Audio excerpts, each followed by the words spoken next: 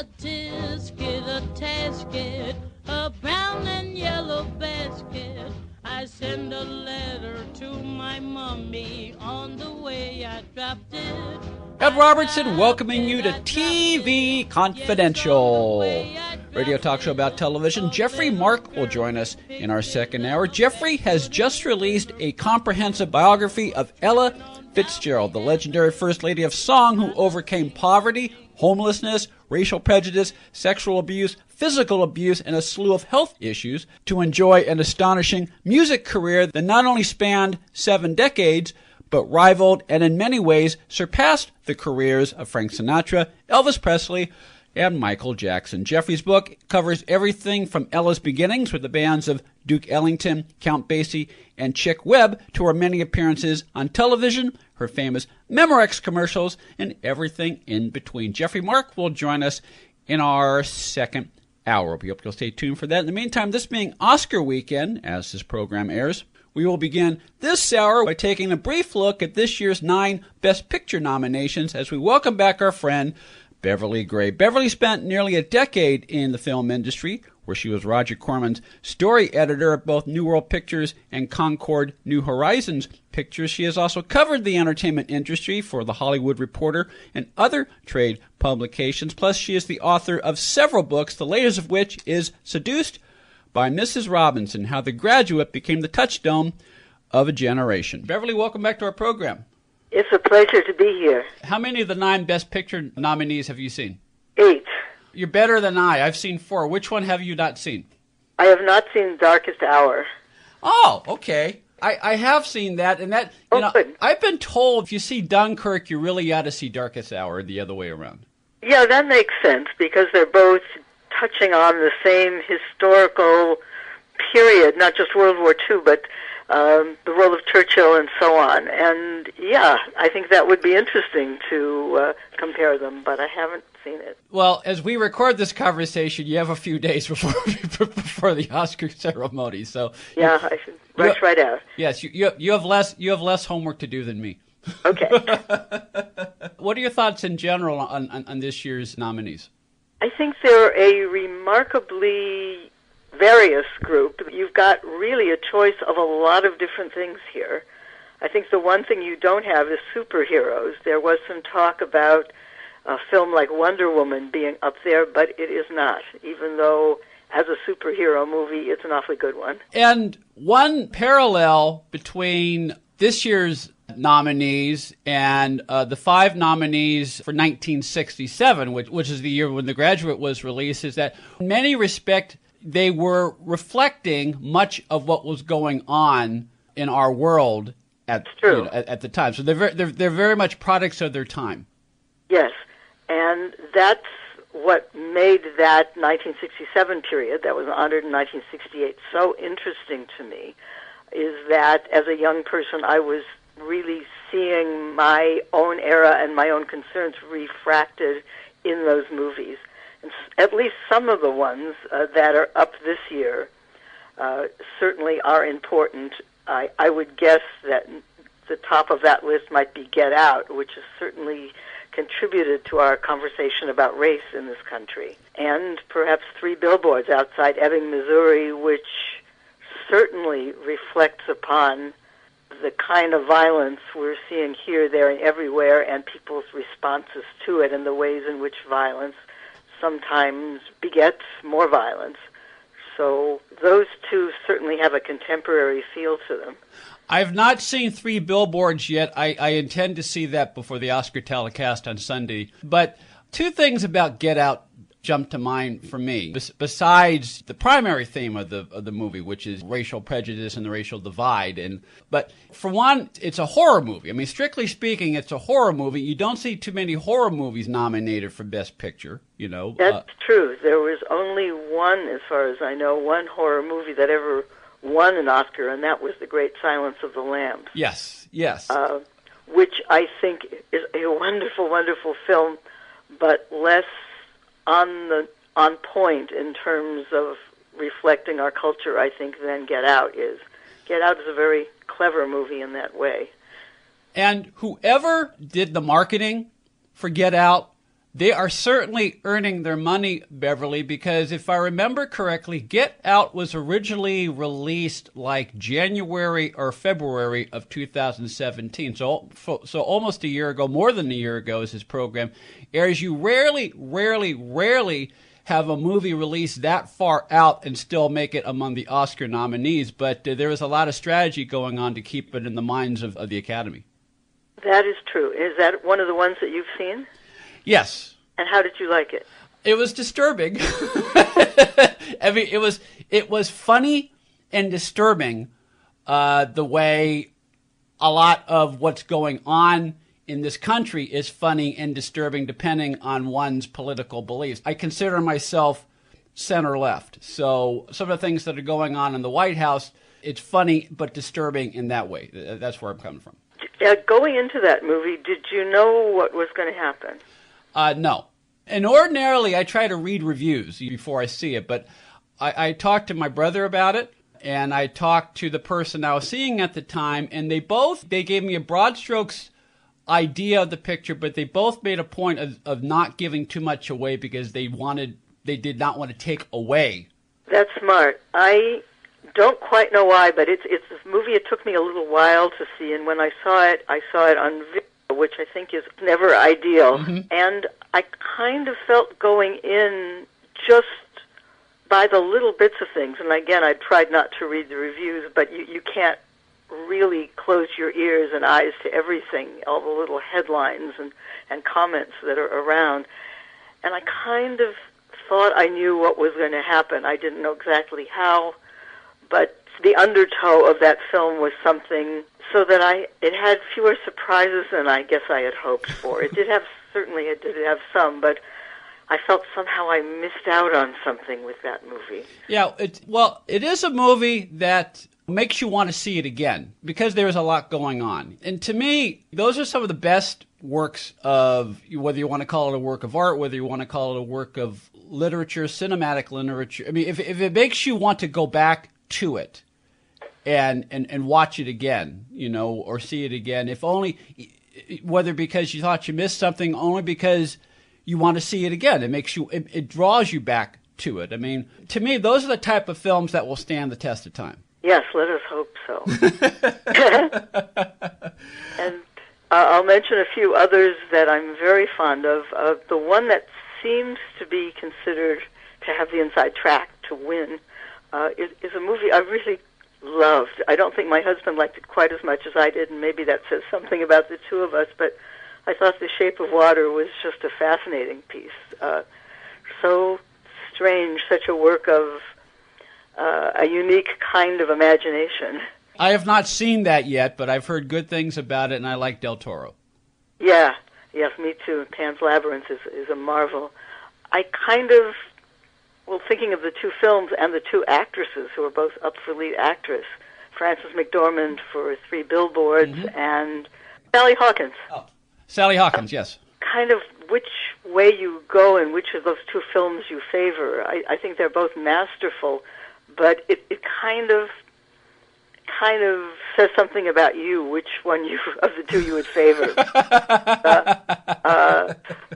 Three Billboards is cynical and somewhat angry. It is not without redemptive qualities, but it's a very dark movie. And The Shape of Water is at base, even though there are the evil scientists and the Cold War intrigue and things that are definitely negative.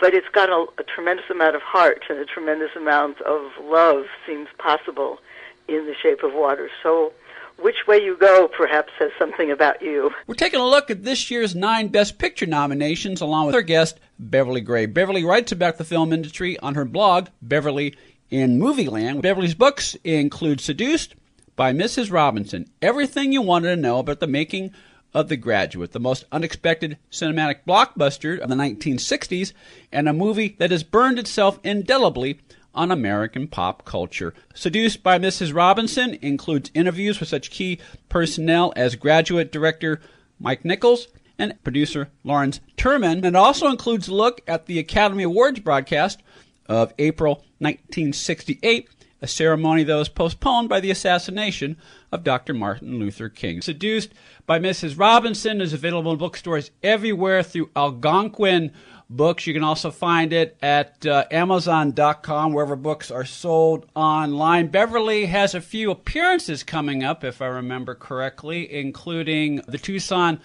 Festival of Books in Tucson, Arizona on March 10th and March 11th. She will also be at Bloomsbury Books in Ashland, Oregon on Thursday, April 12th. For more information on these and other events on Beverly's calendar, go to beverlygray.com, and Gray is spelled Gray, beverlygray.com. What are your thoughts on The Post? Post is a wonderful movie. I really enjoyed it, having lived through that period, but without always paying attention to exactly what was going on. I was glad to have it spelled out for me exactly what the publication of the Pentagon Papers meant and how it happened. Mm-hmm. I really did enjoy it. It had, as a movie, it's a wonderful movie, but it had something of an old-fashioned feel to it, which is perhaps why it seems so much less fresh in a way than some of the others we've mentioned. It's not oddball, it's not strange, it's a kind of a classic political thriller, very well acted, very well produced, totally convincing. I felt like cheering at the end. Mm-hmm. I mean, hey, the reporters and journalists are heroes in that movie, and I know, Ed, that idea appeals to you, and it appeals to me. There's even though it is very much a Spielberg film stylistically, subject matterly, if that's a word, in some respects, and you tell me if you think I'm off base on this. In some respects, The Post kind of strikes me. There's a very definite Aaron Sorkin vibe to The Post, in that it is not quite as didactic as, say, The West Wing is, where there are moments where you feel like you're in a high school civics class and Aaron Sorkin is telling you what you need to learn. But there is a lot of dialogue that has, I mean, if it were possible, there would be like a yellow highlight, going across the screen saying, "Pay attention to this. This is what's happening right now, and this is why we made this film this year." Yeah, I understand exactly what you're saying. There is a kind of an underlying didactic quality in a movie that I still really enjoyed. And I think the audience that I saw it with, you could feel a sense of the audience cheering this movie along and cheering the process along, the process of a free press. So, I'm all for that, but I don't think it's going to win the top prizes.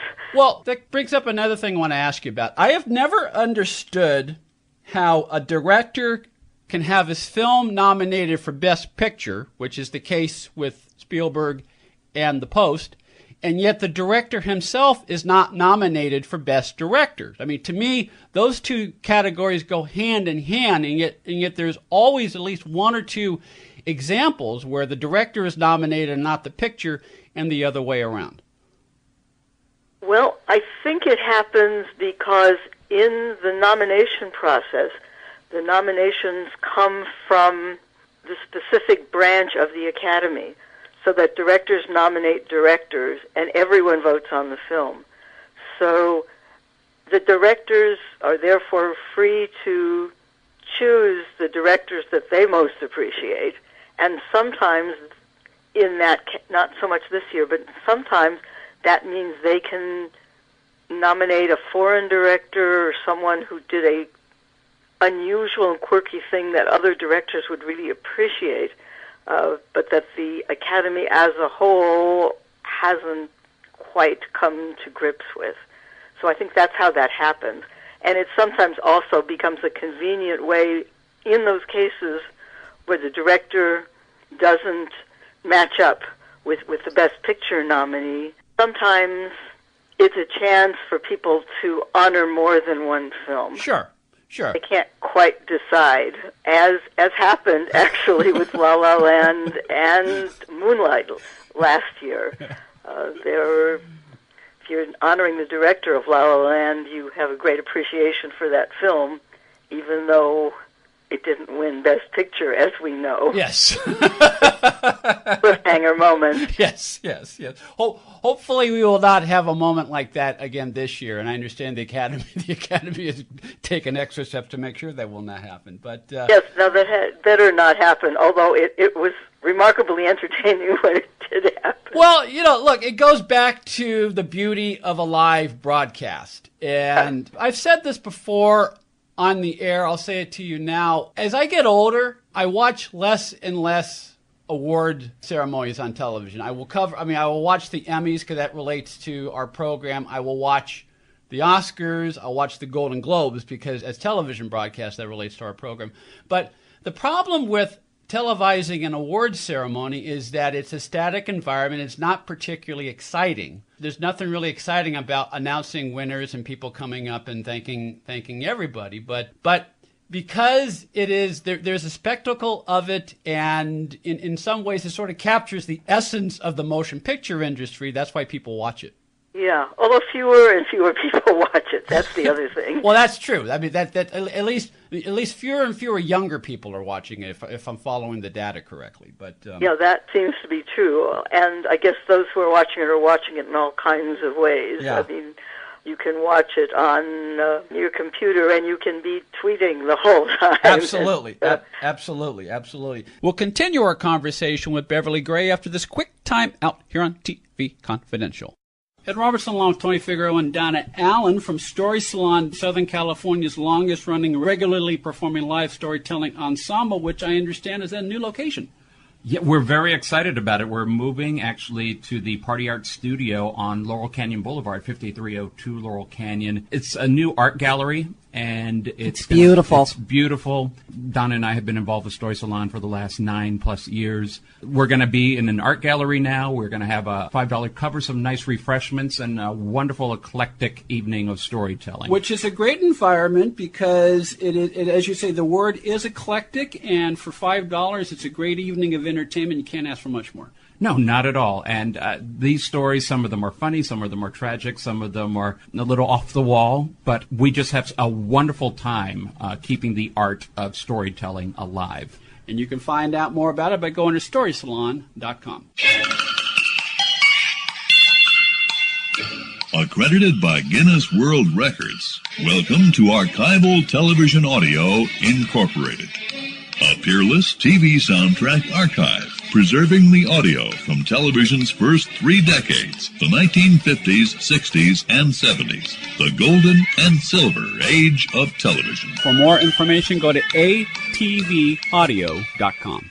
One more item: if you're planning a trip to Los Angeles between now and March 17th, and happen to be a fan of the Batman TV series, be sure to stop by the world-famous Hollywood Museum, 1660 North Highland Avenue at Hollywood Boulevard in the Max Factor building. They have just unveiled a bat-tastic new exhibit called Holy Hollywood History, Batman 66, featuring original costumes and props from the classic TV series, many of which have not been seen since its original ABC broadcast. From the original George Barris Batmobile to life-size sculptures of Adam West, Burt Ward, Yvonne Craig, and all 3 actresses who played the Catwoman, and a host of never-before-displayed lunchboxes, action figures, drinking cups, board games, and other collectibles, there really is something for everyone. The Hollywood Museum is located at 1660 North Highland Avenue at Hollywood Boulevard in the Max Factor building. Holy Hollywood History, Batman 66, is on display through March 17th. For tickets and more information, call 323-464-7776, 323-464-7776, or go to thehollywoodmuseum.com, thehollywoodmuseum.com. Hi, this is Nichelle Nichols, and you're listening to TV Confidential. Aren't we all lucky?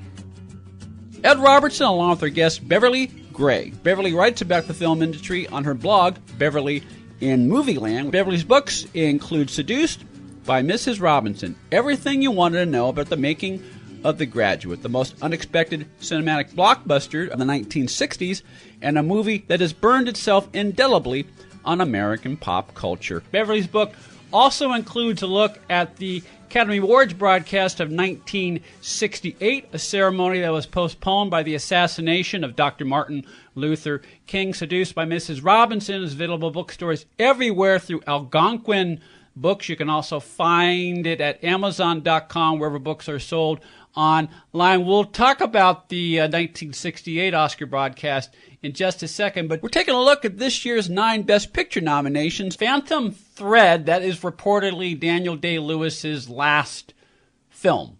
Yes, the last. That's what he has said. Yes. I hope he changes his mind because the man is a treasure. But that is I wasn't so sure if that was a movie I was going to like or not, and I felt obliged to see it, and I'm glad I did. It is a very, very strange movie. It's kind of a movie you're coming away from saying, what just happened? And I love that. I mean, I love it when movies surprise me. I understand that fashion doesn't seem like the most interesting thing to just anybody, but it's, first of all, it's about a world in which the clothes are more important than the people who wear them, in which the practitioners of the art of couture are, in their minds, they are master artists in the way that a painter would be or a composer would be. And I was telling someone else, there's a great moment or a segment in the film where a woman who really doesn't deserve the handmade, hand-stitched designer dress she's purchased is relieved of it by the designer and his muse, essentially, who come and steal it off of her. She shouldn't be wearing it. And it's one of the funniest and strangest incidents in that film. But there's other stuff going on in the relationship between the central characters that has less to do with clothes than to do with a lot of other things. You can say love, you can say inspiration, you can say trust. There is some really dark and freaky things happening in that movie that you will not anticipate. And so if you have a taste for the odd, very well acted, very well crafted, gorgeous to look at, but some plot twists that just will take you by surprise. Speaking of plot twists that take you by surprise, I like Lady Bird for a couple of reasons. One is having gone to both Catholic grammar school and Catholic high school, which is the world in which that movie is set. Yes. That drew me into the to the world of that movie right off the bat because it evoked a lot of memories of that. But I also liked that the ending is ambiguous. It kind of leaves the viewer to decide what happened. Yeah, I think you're right. And Greta Gerwig has made no secret of the fact that a lot of not only the story but the relationships are things that she knows very well from her own upbringing. And just the ambivalence of characters toward one another, for instance, is very well observed. Lady Bird is something I really, really, really looked forward to seeing. I enjoyed it and I remember it, but it's not at the top of the list for me. Maybe because it's a little less ambitious than some of the other films. Yeah, it's a nice little film. Yeah, it's a lovely film, and Saoirse Ronan is someone I've been a fan of for a long time. Yeah. I mean, what a talented young lady she is, and I loved her a couple of years ago in the movie Brooklyn, and long may she thrive. Yeah, and for point of clarification, folks, when I say it's a little film, I don't mean to sound like I'm denigrating it. What I mean is it's a movie that doesn't try to be more than it is, which is tell a relatively simple story without all the accoutrements of a blockbuster motion picture. It's a very solid, independent film that works. Yeah, and it is the kind of film that normally doesn't win top prizes.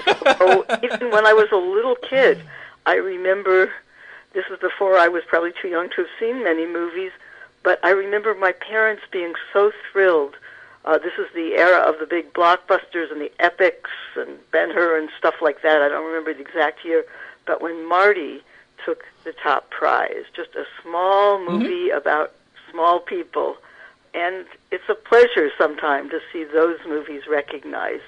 Sometimes those little movies can mean a great many things to the viewer. I think we touched on all but 2 of the 9 Best Picture nominations. Oh, I don't think we've talked about Call Me By Your Name yet. We didn't talk about that. We didn't talk about Dunkirk. Call Me By Your Name, when it first came out in some of these festivals and was getting big attention, I had a feeling, this is being positioned as the movie. And maybe in another year it might have been. It is a gay love story in a way that Brokeback Mountain was, although very, very different people. And I've always thought it was a crying shame that Brokeback Mountain didn't get all the recognition it deserved. Beautiful movie.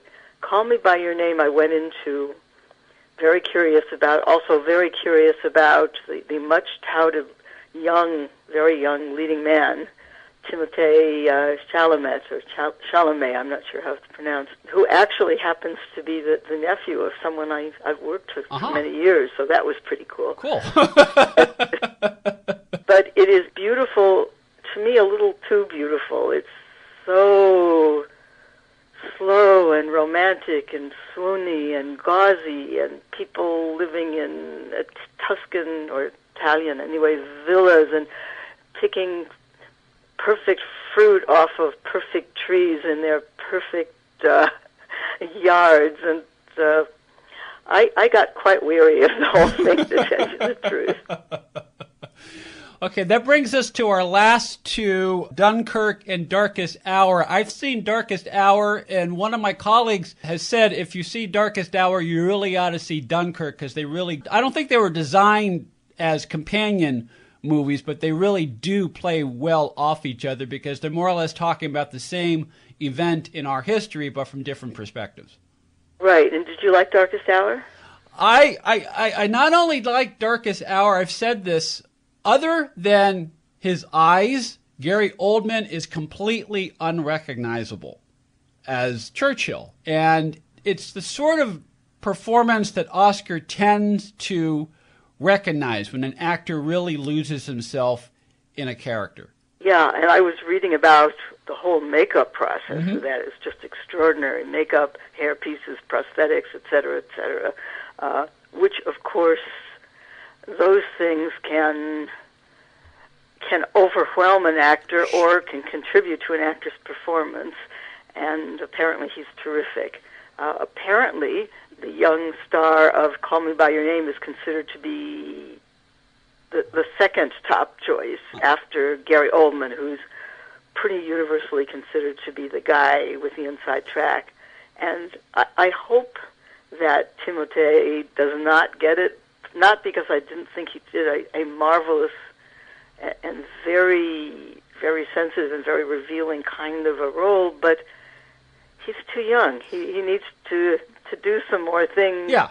Even for his mental sanity, I don't think he should get top prizes at such a young age. Yeah, I mean, Tom Hanks did not win the first time he was nominated. And why Tom Hanks was not nominated this year, that's a subject for another conversation. But what are your thoughts on Dunkirk?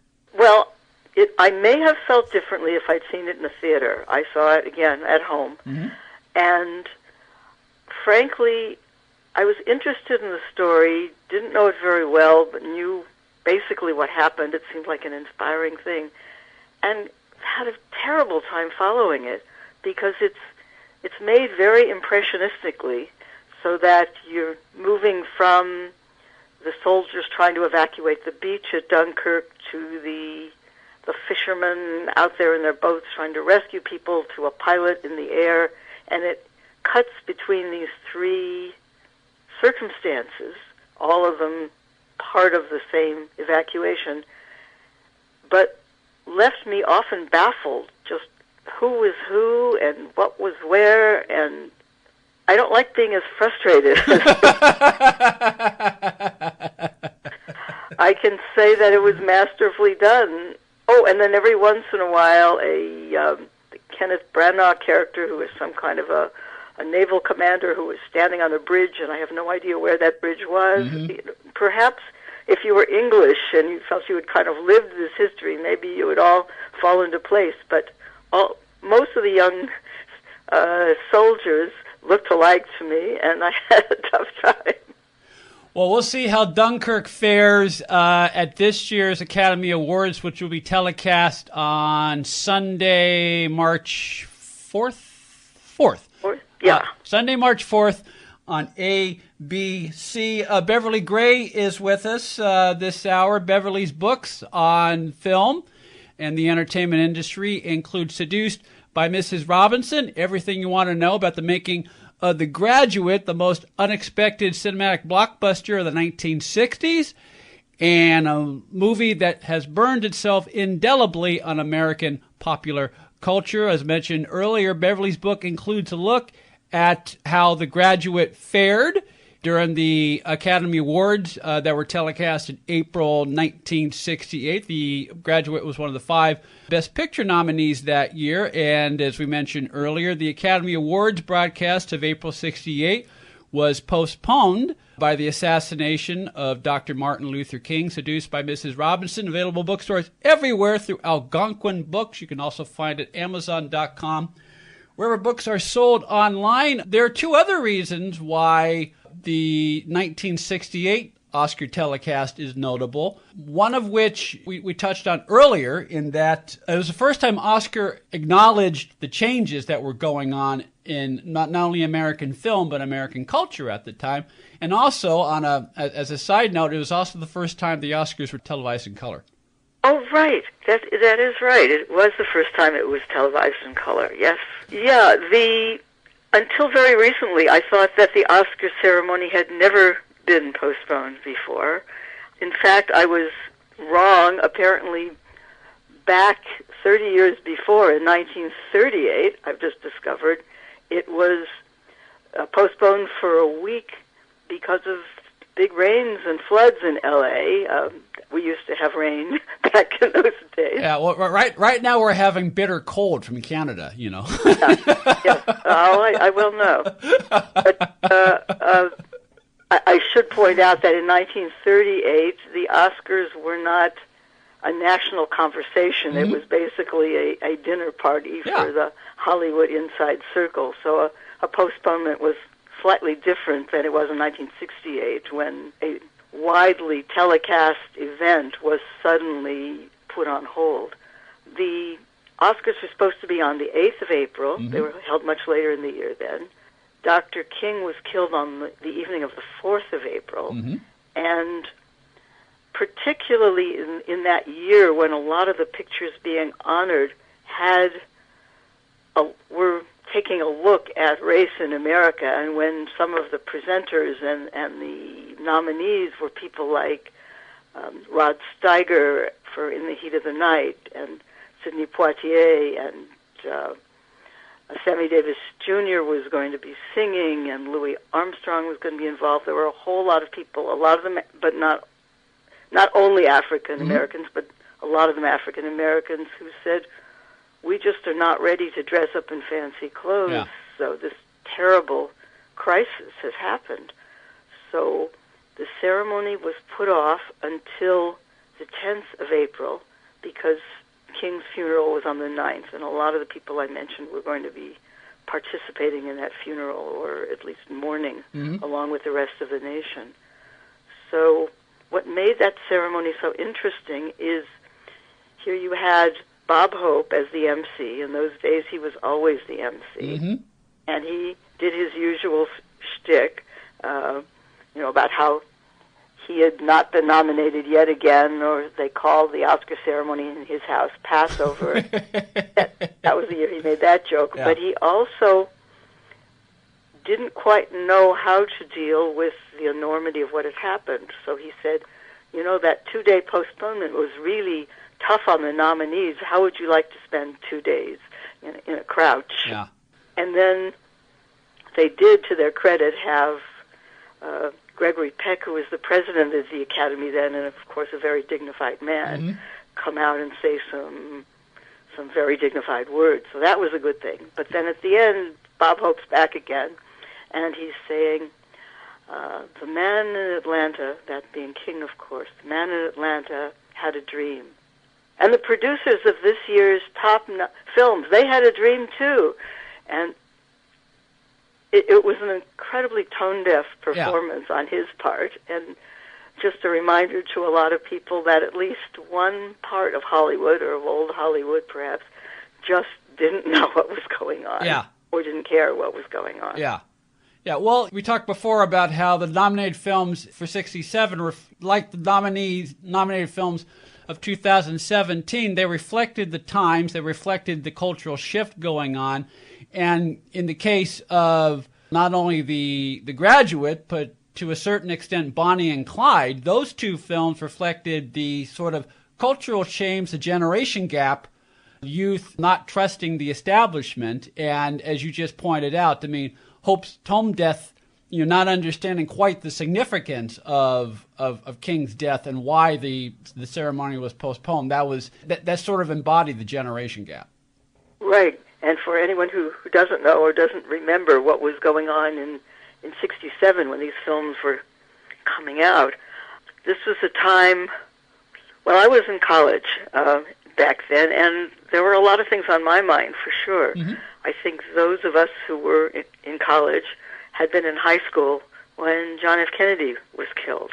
And it was an unspeakable event, the assassination of a president, and particularly a president who was young and attractive and someone a lot of us identified with. Mm-hmm. So that was something that really marked our growing up and was kind of a turning point for us, I believe. And there was a civil rights movement, which we had seen very optimistically in many ways. I think a lot of us at one time or another had held candles and sung We Shall Overcome. Mm-hmm. And yet what was evolving out of that was kind of a black radicalism, which we were not very comfortable with in many cases. There was a lot of tug of war on our emotions, and the films like In the Heat of the Night, like Guess Who's Coming to Dinner, were reflecting, sometimes in kind of Hollywood simple ways, mm-hmm. but reflecting those things. But the other really big thing that was happening to us was the Vietnam War, mm-hmm. which was ratcheting up. I hadn't realized till I started researching The Graduate that it was in the summer of 1967, right when the film was being shot, that the Selective Service Act was amended in Congress and signed by President Johnson, when suddenly, as a result of that signature and that bill, the rules for the draft had changed. It used to be if you had direction and you were going to college and things, you could pretty much be assured of not having to deal with the military. But with the signature of that act, suddenly you got your 4 years of college, but then you were draft fodder. The idea of just going to graduate school, figuring out what you wanted to do, that for most people, for most young men, was ruled out. Mm-hmm. And that was a very big change, and it was very emotionally distressing. Arthur Penn personally told me that in making Bonnie and Clyde, which is, of course, the gangster movie mm-hmm. set in the 1930s, historical people, but in shooting the violence in that film, he was thinking of the Vietnam War. And other movies as well, which were violent, were reminding us that there was a war going on and that our young men were expected to participate in it. So it was a very tense era. And if you look back a few years at the winners of awards, they were lovely movies like The Sound of Music and Ben-Hur and A Man for All Seasons, which I think didn't feel terribly immediate to most of us. Is there anything else about the 67 Oscars that you want to touch on that I haven't asked you? Well, Anne Bancroft, the wonderful Anne Bancroft, you can look this up on YouTube. She was chosen to represent the 60s. They had Hollywood legendary women talking about the history of Oscars. and they each had their little presentation, and they had, I think, Olivia de Havilland's talking about the 30s, and Katharine Hepburn talking about the 40s, I can't quite remember, and then Anne Bancroft, in her best Mrs. Robinson mode, is holding her statuette and talking about the 60s and how the Oscar has changed over the years and has gotten larger and has even gained weight. Sort of purrs. And yeah. Isn't that interesting? Yes. And so it's a very charming moment in a ceremony that was perhaps short on charming moments. Beverly Gray's latest book is Seduced by Mrs. Robinson, How the Graduate Became the Touchstone of a Generation. Seduced by Mrs. Robinson is available in bookstores everywhere through Algonquin Books. You can also find it on Amazon.com, wherever books are sold online. Beverly's blog, Beverly in Movie Land, you can find that. You could read that at beverlygray.blogspot.com. You can just go to beverlyinmovieland.com and it'll take you there. Beverly, okay, even simpler, beverlymovieland.com. Final question. You've seen 8 of the 9 as we speak. If you had to pick a winner, which one would it be? Well, just going by the pundits, I think Shape of Water has a very good chance. But some of the people locally are saying perhaps, to everyone's surprise, Get Out might win the top prize just because of what it is, what it's doing, and the fact that they've tried so hard to get a wider representation within the Academy, and therefore the voting group is a little different than it used to be. So maybe the movies that used to win don't have quite the chance that they might have had in the past.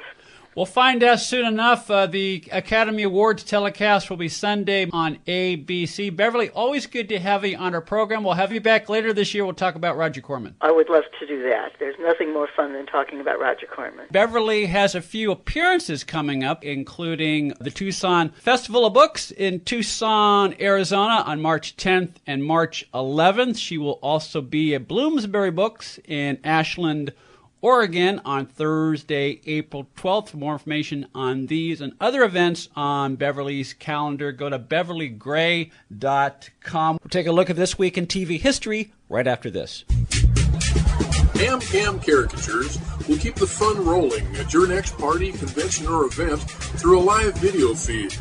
As friends or colleagues gather around the webcam, I can see them on my screen, and they can view my caricatures come to life on their own screen. The completed black and white drawing will then be emailed to you to print out. Pricing and details are at hamcamcaricatures.com. That's HAMCAMCARICATURES.com. Buying or selling a home can be one of the most stressful things we'll ever do in life. But it doesn't have to be. And no one knows better than our friends at Front Porch Realty Group.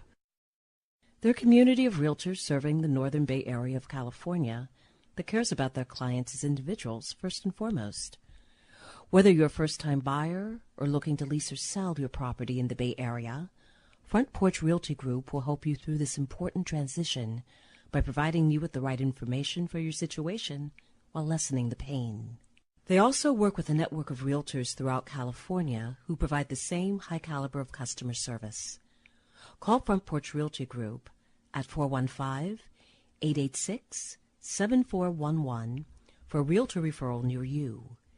You can also visit their website, frontporchrealtygroup.com, for more information on the services they provide, including upcoming workshops and seminars. For more information, call 415-886-7411 or visit frontporchrealtygroup.com. Front Porch Realty Group. They'll find the solution that works best for you. Ed Robertson here to tell you how you can get a free first ride with Uber, the mobile app that connects you with a ride at the touch of a button in just a matter of minutes.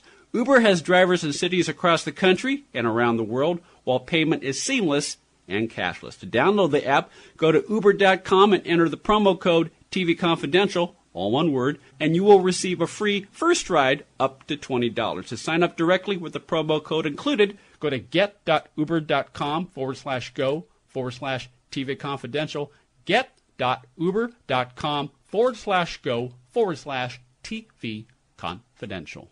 If you've listened to TV Confidential and like what you've heard, please consider supporting our efforts by becoming a patron of our show through Patreon. It's easy to do and costs as little as $1 a month. For more information, go to patreon.com/TV Confidential or click the Patreon button on the home page at tvconfidential.net. Hi, this is Ken Levine, and you're listening to TV Confidential.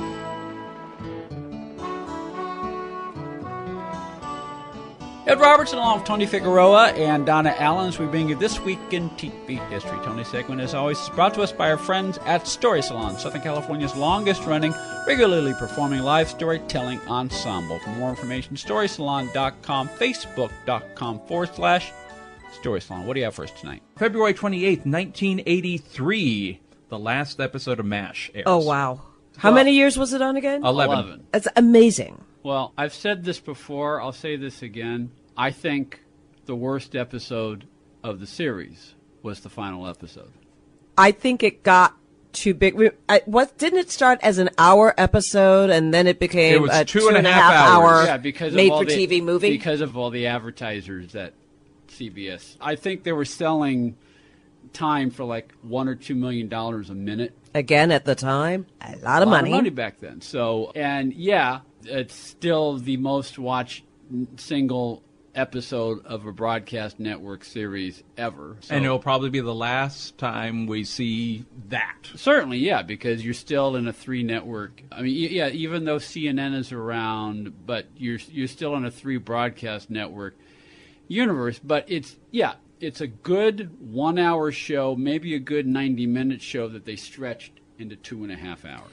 Yeah, I remember, in retrospect, and when I watch, when it does air, I was like, oh, okay. It's okay. But I remember watching it originally. I was living in Chicago at the time. Mm-hmm. I did not cry at the end of that episode. Yeah. I wept. Yeah. I was saying goodbye to people that show went over 3 decades, if I'm remembering. When did it start? It started 1970. 72. Yeah. 72. September 72 to February 83. So, was in 2 decades. It was in 2 decades. Yeah. Country had grown up a lot. Yeah. Oh, yeah. Yeah. Television had grown up a lot. Yes. The show had changed drastically yes, over the years. It went through at least 3 morphs. When you have you kill off one of the leads, and because the actor decides to move on, not because he wanted more money or anything like that, and it's a situation comedy, that was a big deal. But also, I don't think people make the connection. This was 1975. Things were ending in Vietnam. Yes. So you had the first couple of seasons, even though the backdrop was Korea, they were really talking about Vietnam. Correct, yeah. And so it's a little different now that all of that has ended in Vietnam and the show is continuing. You don't have the same backdrop. So, they make it more of a backdrop on war in general. You also had, prior to I'll Be Seeing You, Henry, you had an episode, and I was just thinking about this. Hawkeye has a childhood friend who Sometimes You Hear the Bullet. Sometimes You Hear the Bullet, yeah. That was a season 1 episode, as I recall. And you have, the famous line, there are 2 rules in war. People die. Yeah, young men die, and doctors can't change rule number 1. Yeah. And, so you have McLean Stevenson or Colonel Henry Blake really stepping up to his role as the commanding officer in a leadership role. And Hawkeye, who is normally the one who, and eventually would be the one who fixes all the problems, is the one who is at a loss and just can't understand why he is crying. He said, I've had a lot of people die, and I never cried. Why am I crying now? Yeah. And, why is this one getting to me? But you do have, that story. And it's a shame that, that his friend Tommy Gillis is never referenced or brought up again. Because never thought about that. He grows up in a small town in Maine. You can imagine that the death of this person is probably devastating to the town. I think if the show were written today, you would have a little, you'd have a lot more of that. You also had, this was a time where you didn't have a writing Bible. Yeah. And you would have different teams So that is why if you were to look at it from a continuity point of view, there's a lot of continuity problems. There's a lot of contradictions, So. And there's a lot. It's funny. I was talking about MASH with somebody fairly recently, and they used the same words that you hear all over again. The last couple of seasons just got preachy. When it stopped being funny and was preachy, overly preachy. All the blame is given to Alan Alda, basically, for that. There's, when we going back to talking about classics, what are some of the little markers, as I like to call them? Yeah.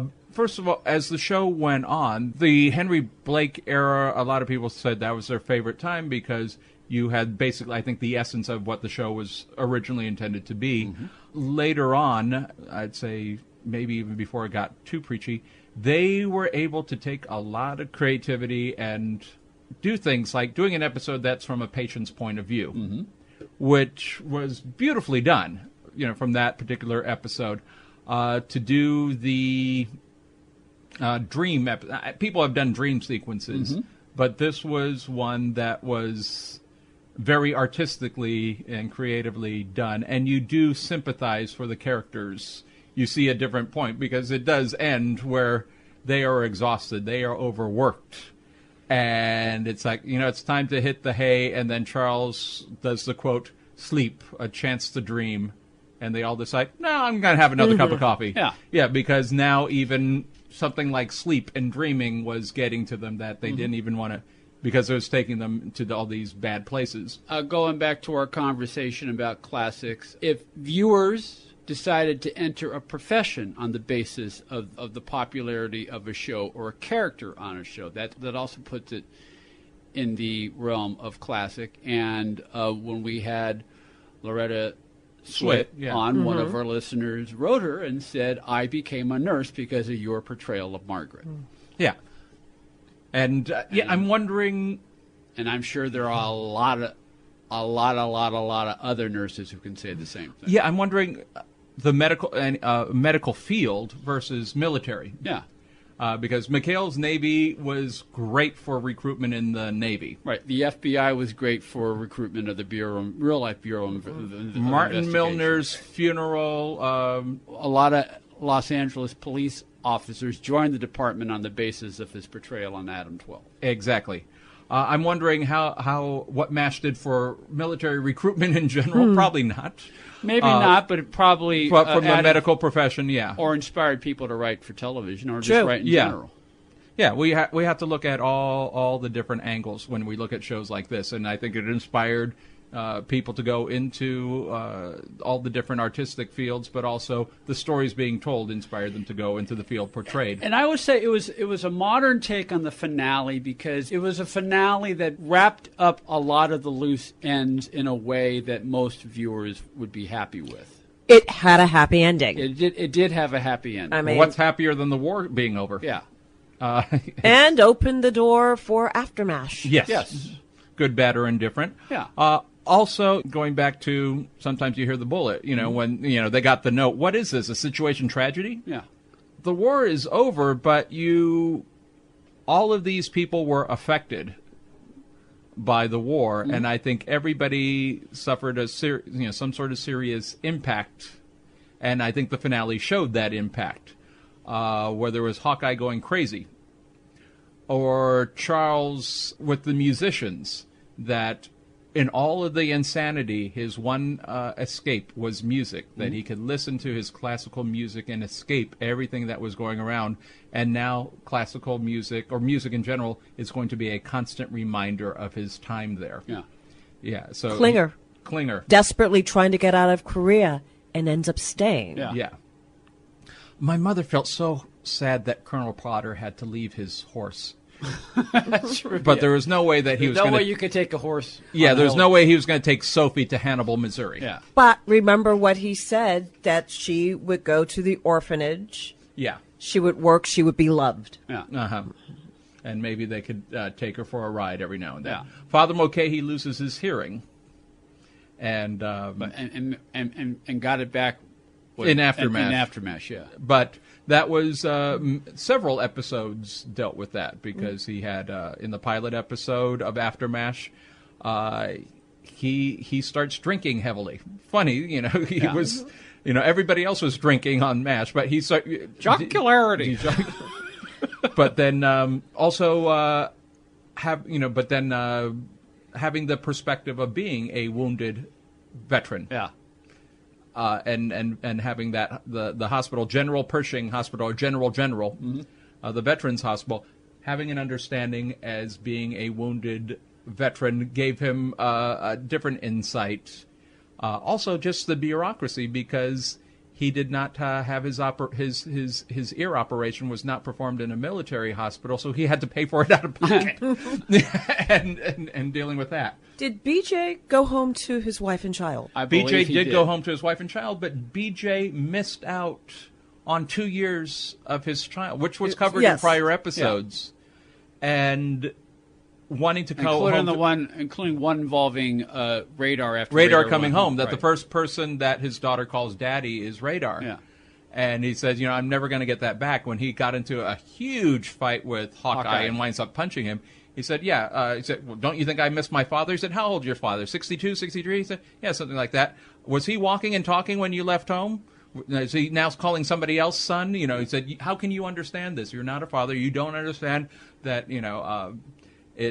I've been gone for a lifetime, my daughter's lifetime, and it kind of plays out in the finale. And they have a birthday party for a 2-year-old Korean girl. They say, oh wow, they have the same birthday. They say, we don't know when she was born. We just picked the one that's closest and gave it her birthday. He said, well, I can't think of a better birthday present. Your own birthday. Yeah, yeah, but everybody had to go home, and Colonel Potter deciding, now I'm going to be Mrs. Potter's Mr. Potter. Yeah. And of course, in Aftermath, he can't handle retirement. But at least he's with her. He's with her, which is wonderful.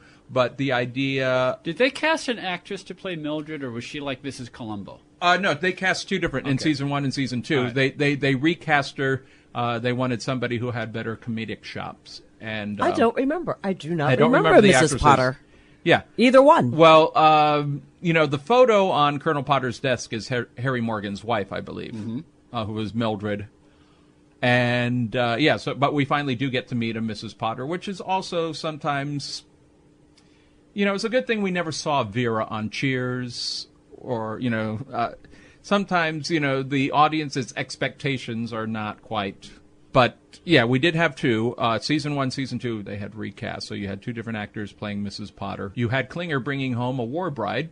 Yeah, who carried over onto Aftermath. Well, he gets married at the end. Yeah, but no, Rosalind Chow, who played the woman... who was Sung Lee, yeah. Yeah, who he married... I think she's introduced in the finale, and he marries her... the time capsule episode. Okay, all right. Yeah. All right, okay. So, but he marries her in the finale, and I'm assuming by design... I think they had already made the deal for Aftermath by the time they filmed the finale. And so she was part of... And I believe she was on the series both seasons. Yes. Yeah, she was. And, there was a couple other characters, and there was some revamping between Season 1 and Season 2 because they wanted to get back to more of the comedic roots. Yeah. Because, it was not as funny as it could have been. We're looking back at the 35th anniversary of the final episode of MASH as part of This Week in TV History. We will carry over our conversation with Tony and Donna into our second hour. Then Geoffrey Mark will join us as we take a look at the life and career of Ella Fitzgerald. All that more coming up in hour number 2 of TV Confidential. Stay with us. If you haven't been listening to TV Confidential, this is who you're missing. Shirley Jones, Diane Baker, Bobby Hall, Channing Chase, Charlene Tilton, Cherie J. Wilson, David Franco, Peggy King, Shelley Morrison, Karen Kardashian, Joanne Worley, and many, many more of your favorite celebrities and people behind the scenes in the world of television. That's TV Confidential, every week on this station and every day online at tvconfidential.net. One more item if you're a fan of the original Hollywood Squares, The Dick Van Dyke Show, and Rose Marie, you'll definitely want to see Wait for Your Laugh, a brand new feature motion picture documentary about the life and career of Rose Marie, the beloved star of The Dick Van Dyke Show, who now holds the record for longest active career in entertainment. Narrated by Peter Marshall, but told through the eyes of Rosemarie herself, Wait for Your Laugh tells you what it was like to be a female performer in the 20th century, how difficult it is to work through periods of extreme personal heartbreak, and how the now 94-year-old Rosemarie still has the drive to create and perform today. After opening to rave reviews in theaters, Wait for Your Laugh will be available on DVD in February. The extra features on the DVD will include the roundtable discussion between Rosemarie, Carl Reiner, and Dick Van Dyke that was recorded at the Arrow Theater in Santa Monica in November 2017. For more information on Wait for Your Laugh, go to waitforyourlaugh.com, waitforyourlaugh.com. Accredited by Guinness World Records, welcome to Archival Television Audio Incorporated, a peerless TV soundtrack archive, preserving the audio from television's first 3 decades, the 1950s, 60s, and 70s, the golden and silver age of television. For more information, go to atvaudio.com. Ed Robertson here to tell you how you can get a free first ride with Uber, the mobile app that connects you with the ride at the touch of a button in just a matter of minutes. Uber has drivers in cities across the country and around the world, while payment is seamless and cashless. To download the app, go to uber.com and enter the promo code TV Confidential, all one word, and you will receive a free first ride up to $20. To sign up directly with the promo code included, go to get.uber.com/go/TV Confidential, get.uber.com/go/TV Confidential. This portion of TV Confidential is brought to us by our friends at Front Porch Realty Group, the community of realtors in the Northern Bay area of California that is committed to finding the solution that is best for their clients. Whether you're a first-time home buyer or looking to sell or lease your property in Northern California, call 415-886-7411 or visit frontporchrealtygroup.com for more information on how they can help you. Hi, this is Jacqueline Smith. You're listening to TV Confidential.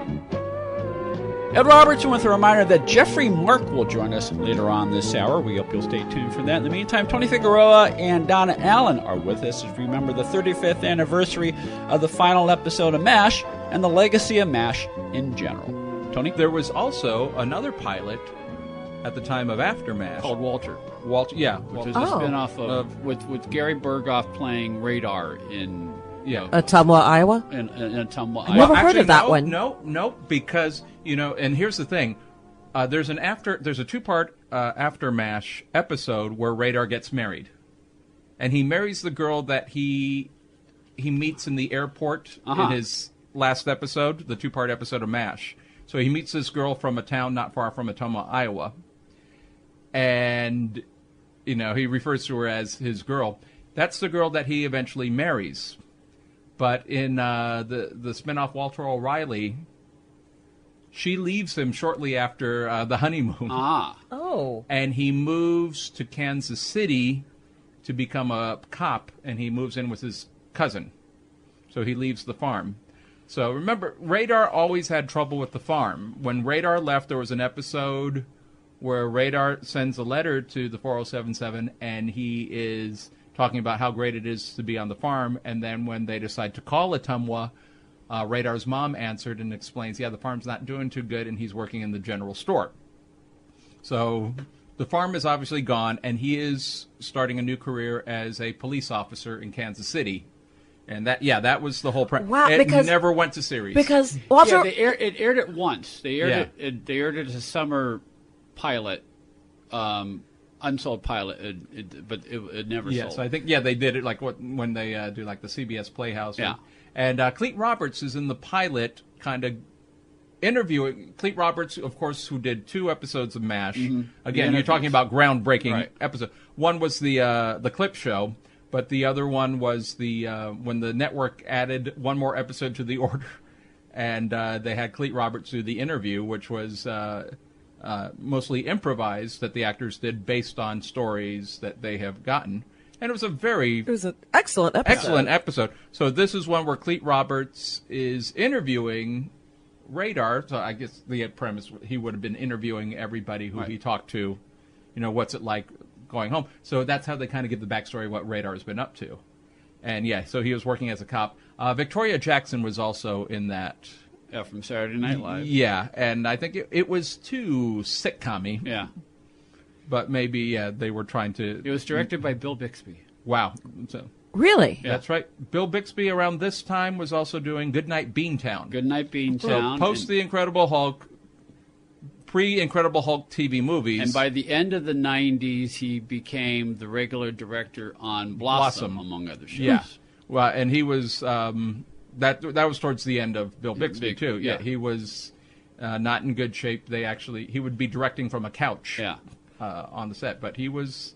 Yeah, there's footage of him directing and working with Joey Lawrence and Mayim Bialik, and obviously very well loved and very well, and some inside jokes also on the show because they're watching In Search of Velvets or whatever. Bill Bixby also had done a couple of. Oh, he did several Elvis movies and a few other movies like Beach Party movie stuff like that. Yeah, so they would poke fun of him in the episode. Yeah, but he was a very good sitcom director and of everything else. Very much in demand. Yeah. But that was MASH's, I think, what begat. But if we look at MASH's legacy, keep in mind that before MASH came to an end, there were 2 failed sitcoms with Vietnam as the backdrop. One of them, I forget the title. Say that again, please. 2 failed sitcoms. No, just before that. Before MASH ended, there were already 2 sitcoms. 2. No, but there were 2 Vietnam because and like I said, I don't remember the title of one of them. Randall Carver was in it, who was in the first season of Taxi. The other one was called Good Night Vietnam, which was set around Armed Forces Television. So not Good Morning Vietnam. It was Armed Forces Television, their nightly news broadcast, and it was the 2 anchors that were covering that. So maybe Randall Carver was actually in that. But keep in mind that we had 2 very well-remembered World War II based sitcoms, Hogan's Heroes and McHale's Navy. Right. Rollout premiered the year after MASH premiered, but that was clearly it was based on the Tuskegee Airmen, and that was World War II. Yeah. Oh, the 6 O'Clock Follies. I thought that was Goodnight Vietnam. Oh, no, 6 O'Clock Follies. Okay, that was like 1980. Yeah, if I remember. So MASH was still, and then there was another. I thought it was called Goodnight Vietnam. Yeah, the sitcom, the 6 O'Clock Follies, which is set in a television station in Saigon, South Vietnam during the Vietnam War. Yeah. So that was one, and I remember when they were doing, NBC did because I think it was an NBC show. Yeah, it was. Yeah. It aired for like a half a season. And NBC was, when they were covering this, because here you have a sitcom with Vietnam in the background as the backdrop. Yeah. And I remember the reporter that was doing the story said, we used to watch Hogan's Hero. We used to laugh at Hogan's Heroes. We're still laughing at MASH. But are we ready to laugh at a comedy set in Vietnam? And it just kind of posed that question. I remember that. And obviously we were not. No. Yeah. But, so that was the one that was set. Yeah, for some reason, because the anchors would always say Goodnight Vietnam at the end.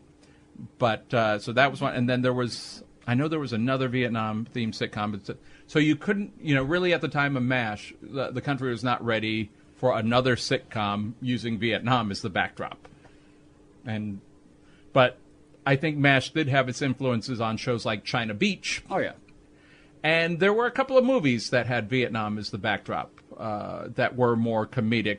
Good Morning Vietnam, of course. Oh, yeah. Robin Williams. And I think, we wouldn't have Good Morning Vietnam, even though that is based on a real person, yes. Adrian Cronauer. He was a real guy. I think if we didn't have MASH, we wouldn't be ready to tell the story. Yes. But you had to have a very human, even though you're laughing nonstop in that movie. There's some heavy stuff going on, and I think MASH was allowing us to have the heavy and the humor at the same, that they can coexist. So down the line, we might have something, but maybe we still need a little bit more time. But whatever comes on the horizon, they're going to have to be looking at MASH. I can't. Well, I'm just thinking out loud right now. I mean, there have been dramas set against the backdrop of the Gulf War. Dramas, yes, yeah. But I cannot think of a successful comedy series done against since MASH done set in wartime? For the small screen, no. I'm trying to think of a couple of. I think there's one called Air America, which were with Robert Downey Jr. and Mel Gibson. Well, that's a theatrical. So I'm thinking theatrically, yes. TV wise, I don't think that it works. And also keep in mind that towards the last couple of years of MASH, we had our first series, Magnum P.I., which was really the first time that showed Vietnam veterans in a positive light. Yeah. Using humor, but it was more, it was definitely a crime drama, detective, all that. And that was, again, when we're talking about classics and all that, that was like, groundbreaking for its time. Yes. We might not, in hindsight, looking back, we might not appreciate, people who may be discovering the show now, and now there's talk about reviving. There's been two different versions of a revival I've heard about. Last I heard, they were going to, CBS has a deal to bring it back, but making Magnum a female. Well, there were I've heard two that. versions. That's interesting. Yeah. Well, there was one version I heard that was going to be set with Magnum's daughter, who was, introduced. So she basically inherits the private eye business. Yeah.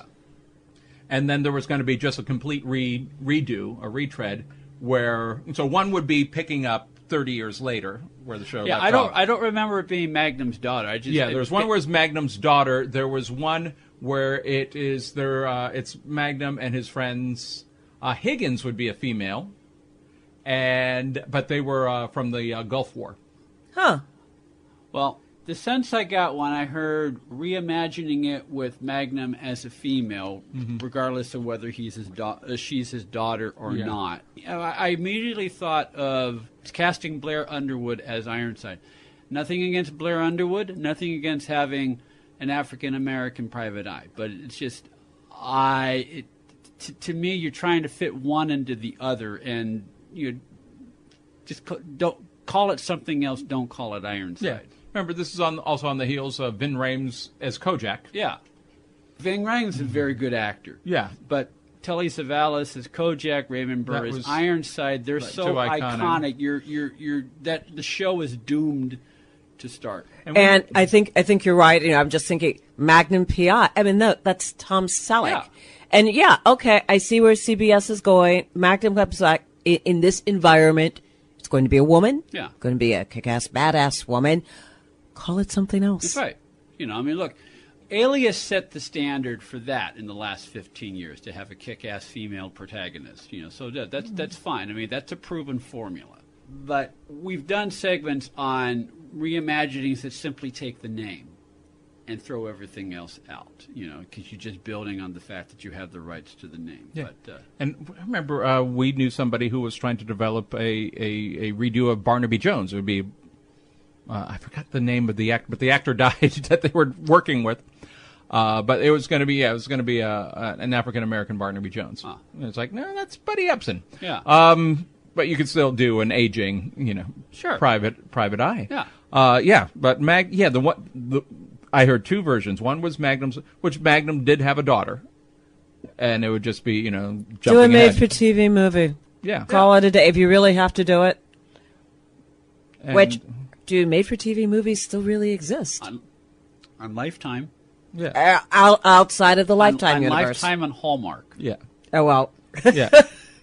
I mean, not to totally distance from MASH, but remember... technically, HBO Showtime, those are technically those are movies made for premium cable television, but they're not TV movies, right. as we would call them. There's a different category altogether. Yeah. And I don't know if there was ever any, because there was a prime time, I would say, to do a Magnum reunion, which was never done. Magnum had two finales. Yes. They had one, and then the show got renewed. Yes. And it was, the first finale they brought him back to life. Yeah, the first finale, they kill off Magnum, and it was beautifully done. I watched the episode recently. It's the only one that doesn't have a narration. It's the last time he gets shot. He's been shot, I think he was shot 8 times in the run of the show. And it was so beautifully done with this John Denver song playing. And then CBS decides, we changed our mind. We want one more.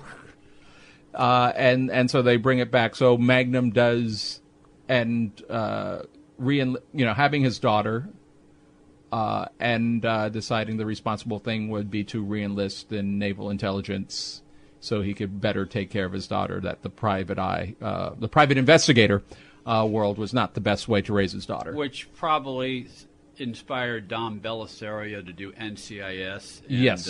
Well, it's the same people. The other one.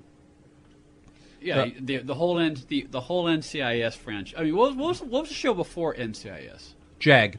Okay, to do JAG and then NCIS and the whole NCIS franchise. Yeah, and Don Belisario. That's like a 30-year career post Magnum. Wow. Don Belisario and Glenn Larson, they were great at stealing from everybody, especially themselves. Yeah. Although to me, in fairness, I think Belisario, I think it does Belisario a disservice to put him in the same category as Glenn Larson. Yes, but they did collaborate. Sure, they did for a while. Yeah, I know. But you look at the Cylons in the original Battlestar Galactica. You look at Kit from Knight Rider. Sure. Battlestar Galactica begat Galactica 1980, and the pilot episode was a time travel story, which they abandoned. But the premise of the time travel story was the inspiration for Quantum Leap, of going to fix problems that were wrong. So you had that. And there was even talk, I don't know if it was rumor or if it was scripted, if they couldn't do it, there was going to be a Quantum Leap Magnum PI crossover. Yeah. Where I don't know if it's supposed to be if Dr. Sam Beckett leaped into Thomas Magnum or Tom Selleck on the set of Magnum PI. Well, I do not wish to speak ill of the dead because Glenn Larson left us a couple of years ago, and also known as Glenn Larceny. Ooh, yes. Well, again, that's the subject for another conversation. And Glenn Larson, he was a talented guy. He left his mark in music, as I recall. He wrote a couple of popular songs.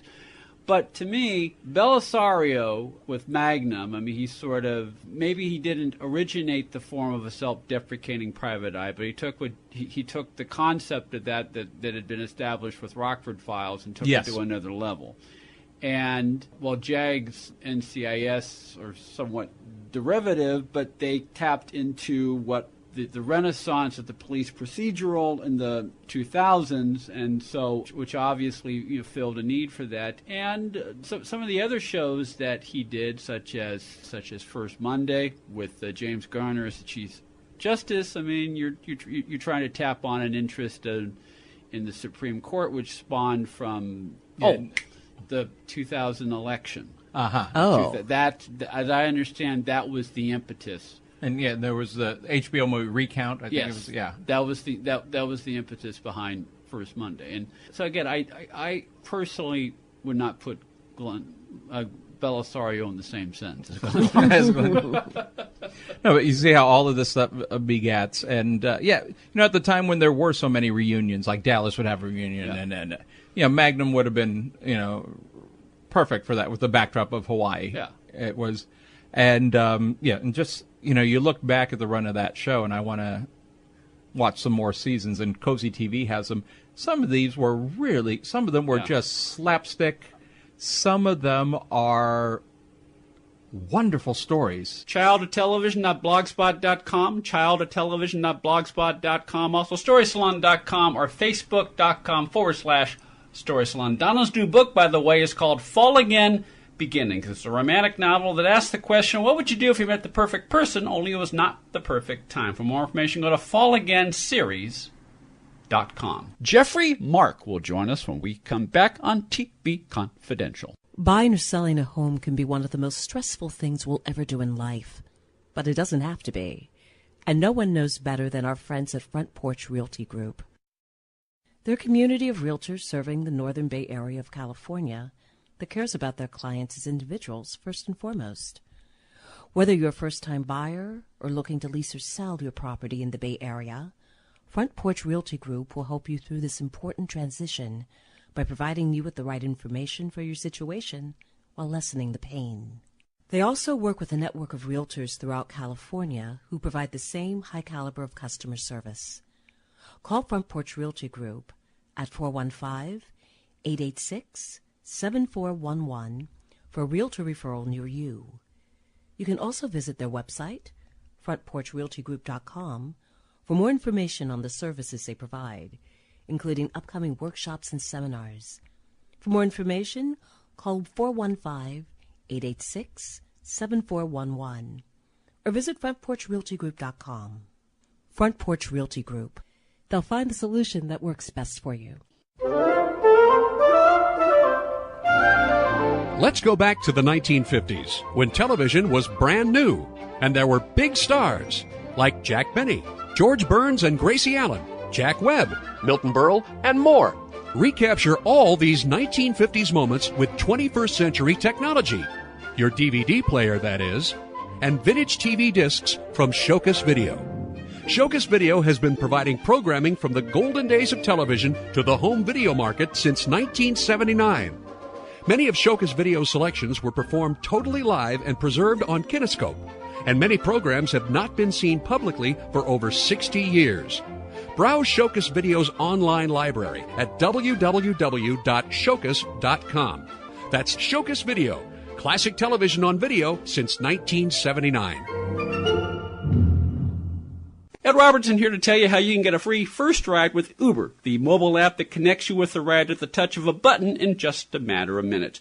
Uber has drivers in cities across the country and around the world, while payment is seamless and cashless. To download the app, go to uber.com and enter the promo code TV Confidential, all one word, and you will receive a free first ride up to $20. To sign up directly with the promo code included, go to get.uber.com/go/TV Confidential, get.uber.com/go/TV Confidential. This is Lou Antonio.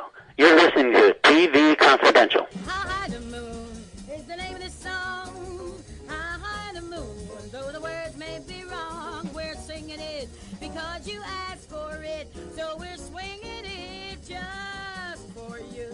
Ed Robertson, welcome you back to TV Confidential Radio Talk Show about television. They'll shift gears this segment as we talk about the First Lady of Song, Ella Fitzgerald. Ella Fitzgerald, a name that conjures up thoughts of the Savoy Ballroom, jazz at the Philharmonic, the bands of Duke Ellington, Count Basie, and Chick Webb, and more than 2,300 recordings of approximately 1,100 different songs. The ultimate rags to riches embodiment of the American dream, Ella Fitzgerald sold more than 40 million albums in her lifetime.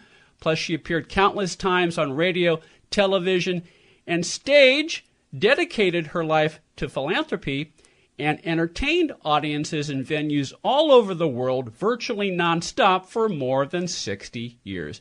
Yet very little is known about Ella Fitzgerald, the woman, partly because despite living almost her entire life in the spotlight, Ella was never quite comfortable giving interviews and almost never revealed anything about herself, partly because the truth about her upbringing was considered too difficult and painful for the public to know about. All of that changes now with the publication of an extensively researched new book by our next guest, Geoffrey Mark. Geoffrey Mark is an Emmy Award-winning and Grammy Award-nominated singer, comedian, radio host, and author whom many consider to be a walking encyclopedia of show business history. We'll tell you all about Geoffrey's book on Ella Fitzgerald in just a segment. First, Geoffrey Mark, welcome to TV Confidential.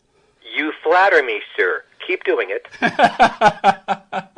We're talking about this before we started recording. This is a remarkable book, considering the basic challenge you faced as an author, as a biographer, writing about someone about whom very little personal information is known. What led you to take this project on, and how did you overcome that obstacle? I'll take those questions separately. First of all, I like to write about people who are the very, very best at what they do. And as far as female singers go, or jazz singers go, or maybe any singers go, there was a wonderful quote. I wish I could take credit for this, but Andre Previn said it. He said, when musicians are hanging around before a show, they play a game, and I've played this game myself. who's your favorite guitarist? Who's your favorite arranger? Who's your favorite orchestrator? Who's your favorite composer? And people have different opinions. And then it gets around to who's your favorite singer. And the game cannot go on unless the next sentence is, oh, you mean besides Ella? Yeah. Because there is Ella and there is everybody else. Yeah. So that is why I wanted to write about her, because you said something very important up front. There's been so little written about her, and what has been written about her has been about a quarter of an inch deep. And I saw that, there's this iconic... Ella is a genius in the true sense of the word, and yet there's been nothing substantive written about why she's a genius, how she became a genius, and what the life of this genius was like. So those are the compulsions to write about her. How I came about it is personal, and I'm happy to share it with you, but it's one of those stories you can't make up. I took my former mother-in-law, who is now gone, to see Ella at the Hollywood Bowl. And she shared with me that when she was a teenager, she had a, shall we say, romance with a man on the roof of her apartment building. And the man happened to be Val Valentine, one of the founders of Capitol Records, and the man who controlled the recordings, the levels of all of Ella's brilliant albums for Verve and Pablo. And I said, well, I think Val is actually here. He does the sound for her live shows. And she barged her way backstage and introduced us, and he invited me to have lunch with him in Beverly Hills, near where the offices of Norman Granz were. And after one conversation, he said, young man, when are you going to write a book about us? Because we're all going to die soon, and if you don't start, no one's going to know the real story. And that's when I started for real. You mentioned the word genius in describing Ella as a performer, Ella as an artist, and this is one of the things that you talk about at length in your biography of Ella, Geoffrey. And it also kind of speaks to one of the reasons why there was, as you say, the depth of information about her personal life was about the size of your thumb. There wasn't a lot. But even though she lived for the spotlight and was very comfortable in the spotlight, she was a very down-to-earth person, and she did not like to talk about herself in that way. And also, like a lot of genius, like a lot of the best of the very best, and this is a common trait, they don't know how, when you ask them, how do you do that? How are you able to scat sing and just take one moment and just turn it into an extemporaneous bit of beauty? If you ask the artist, they cannot answer that. They sort of leave it for people like you and me to figure it out. And then that's a trait that Ella had. Yeah, with Ella, it really was a growth process. She didn't come out of the womb singing How High the Moon. Mm-hmm. It didn't work quite that way. She was lucky enough, and I think this is where, however one thinks of whatever pulls the strings of what happens in the universe, whatever your personal spiritual beliefs are, to put Ella in the situation she was in as a teenager, and the story is way too long to go into for us. You have to read the book. Yeah, it is epic. It is an epic story, yes. Yes, but for her to be at the right place at the right time, to be brought to the attention of a band leader like Chick Webb, who took her to Yale University on a tryout, and they loved her. Ella realized, oh, goodness gracious, something has happened to me. I better take advantage of this. She would sit with the band with notebooks, with file cards, writing notes to herself to learn. She never wanted to be left behind. She never wanted to be less than what everybody else was. And she went to school by schooling herself with the band, watching the individual musicians, learning how the orchestrators wrote arrangements for the band, and then she began to imitate some of the people. And this was a growth process that happened over a series of years. Then she was introduced, because when Chick Webb passed away, Ella took over, and for a while it was Ella Fitzgerald and her famous orchestra, and the incredible Dizzy Gillespie joined that group. And it was Dizzy who kind of led the way with Ella learning to do bebop singing, the scat singing. And she tried it once, and she tried it again, and she added a little more to it. So it was over a series of years. If you listen to her recordings, there's a very young Ella, the raw talent, who already is wonderful to listen to. That's 1936, her first recordings. Go forward to 1946, and it's a different voice.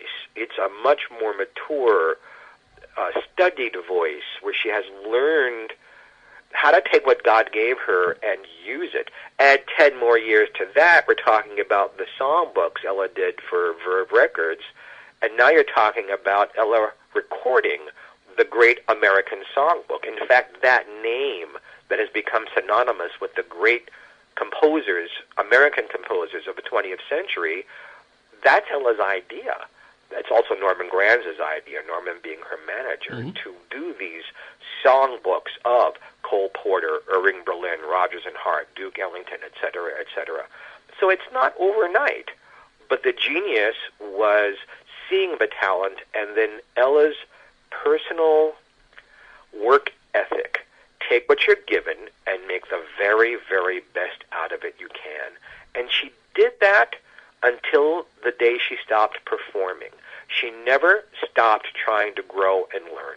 We're talking to Geoffrey Mark, author of Ella, a biography of the legendary Ella Fitzgerald Centennial Birthday Edition. Ella, a biography of the legendary Ella Fitzgerald Centennial Birthday Edition is available in hardcover through Ultimate Symbol. The book includes 275 photographs, many of which are in full color, plus a complete discography, videography, and a whole lot more. To order Ella, a biography of the legendary Ella Fitzgerald, go to ultimatesymbol.com/Ella, ultimatesymbol.com/Ella. There is also a deluxe edition of Ella, a biography of the legendary Ella Fitzgerald, that includes a 2-CD set with more than 40 studio and or live tracks of Ella in her prime that comes with the hardcover book if you order it through Ultimate Symbol. All 40 tracks in the CD set were personally selected by Geoffrey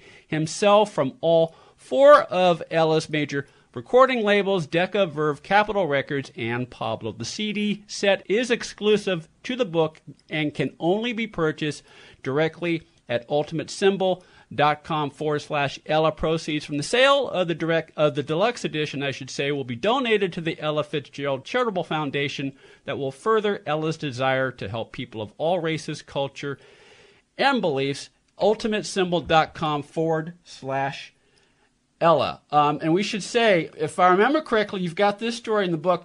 The CD set that you personally selected that comes with the deluxe edition, that was not the first time you had a chance to pick Ella's song set. You did that for some of her performances, correct?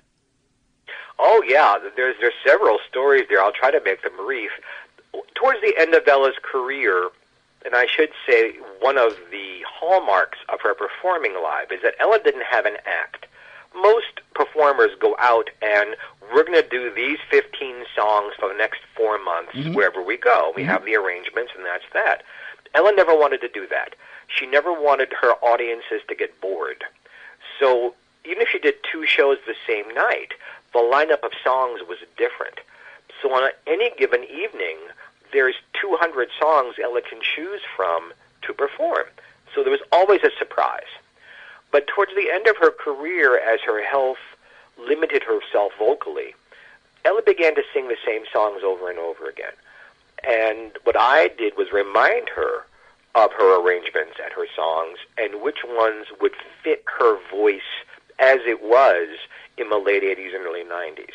So I began to be a part of the process where she knew what she could and could not sing at the end. And what's really interesting about this CD set is that no one ever thought of this before, to take everything. So it's the only place where you have her entire career. It's one of those cosmic coincidences that one corporation either owns or distributes all of her music. And nobody ever thought, well, we could do this. Well, I thought of it. Happily, Universal Music agreed. And so what we have is the only place that you can listen across the board, all of her music from all of the eras of her life in one place. Now, obviously, 2 CDs, we'd need 200 CDs. Yeah, I was going to say, it had, whenever I have a chance to talk to a singer or an artist about putting together an album or a CD, I always like to ask about the thought process, and I'm sure it had to be difficult just to narrow it down to 40. To narrow it down and also to make those songs fit well together. Mm-hmm. Because I've not only chosen the songs, I have sequenced them in what I believe to be exactly the way Ella would have chosen them herself.